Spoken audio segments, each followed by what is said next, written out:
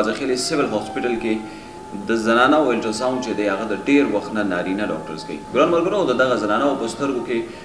د نه ختمېدو د سوالاتو یو سلسله مولیده د هغوی په سترګو کې هغه بېبسي مولیده چې هغه زه په الفاظ کې نشم بیانولی. دا زموږ دپاره انتهایي شرمناکه خبره ده، انتهایي افسوسناکه خبره ده. د ټولو خلکو دا زموږ علاقه ده، د ټولو خلکو د کورونو نه به دلته کې زنانه چې دي هغې الټراساوند راځي او دلته دا نارینه ډاکټر ناست دی دی بوله الټراساوند کوي. دلته کې د فل فور دی دلته کې زنانه چې ده هغه د زنانه او د الټراساوند لپاره الاؤډ شي چې هغه دلته کې الټراساوند کوي چې عوام ته سهولت وي او دغه غریب عوام یو ځای ته بل ځای ته بیا نه ځي پرایویټ ځایونو ته. نو دا په دې ویډیو باندې په دې پیغام باندې دا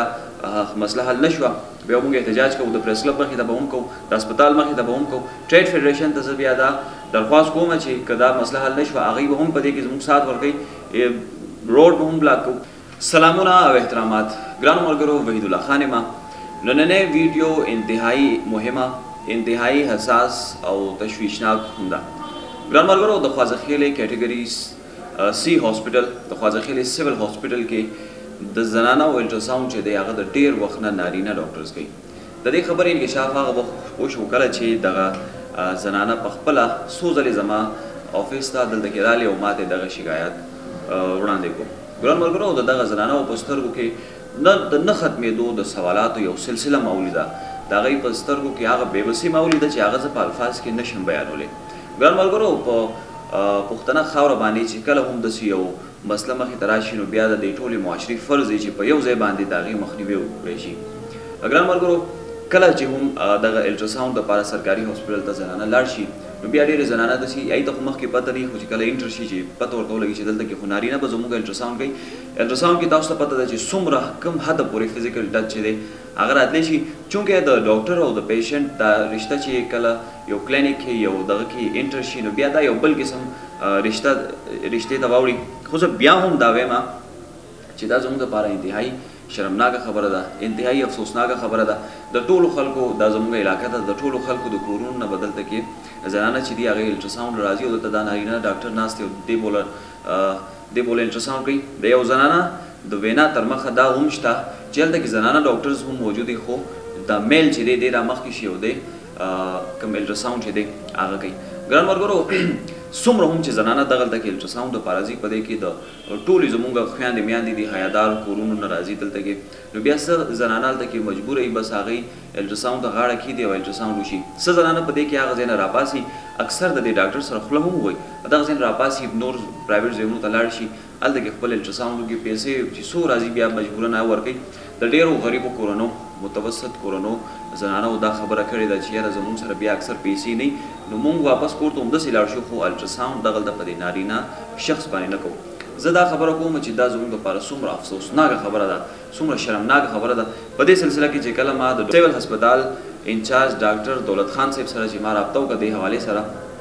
هغوی هم دا خبره ومنله چې دا خبره بالکل صحیح ده چې دلته کې د زنانه او الټراساوند چې دی هغه نارینه کوي او دا په دې وجه باندې کوي د هغې وینا تر مخه چې زموږ سره د الټراساوند ډاکټر صرف یو پوسټ دی او پای پوسټ باندې زموږ سره نارینه دی، زنانه نشته. بس په دې وجه باندې دا یو مختصر غوندې کې جواب و. خو زموږ دپاره دا خبره چې ده دا ډېره مهمه ده او غټه ده ولې چې ما د دې زنانه او هغه بېبسي لیدلې ده چې زه الفاظ کې نشم بیانولی. د دې دپاره زه د ډسټرکټ هیلث افیسر DHO صاحب د هیلث محکمې نه د دوی نه زه پرزور مطالبه کوم چې زموږ علاقې ته د که نور کیدای شي نورو علاقو کې هم داسې خو زموږ دپاره ټول نه مخکې دا علاقه ده خپله علاقه ده چې دلته کې د فل فور دی دلته کې زنانه چې ده هغه د زنانه او د الټراساوند لپاره الاؤډ شي چې هغه دلته کې الټراساوند کوي چې عوام ته سهولت وي او دغه غریب عوام یو ځای ته بل ځای ته بیا نه ځي پرایویټ ځایونو ته. بله دا خبره ده چې دا د دې ټولې علاقې خبره ده. په دې علاقه کې ښه منظم تنظیمونه شته چې پای کې DRC ده، په هغې کې مختلف سماجي کارونه چې کوي دغه تنظیمونه دي چې پای کې خواځخیله ویلفیر ارګنایزیشن دی، ویلفیر سوسایټي ده، دغه شانتې د مشال ویلفیر ارګنایزیشن د دوی د چیرمین صاحب چې څومره هم د دوی دی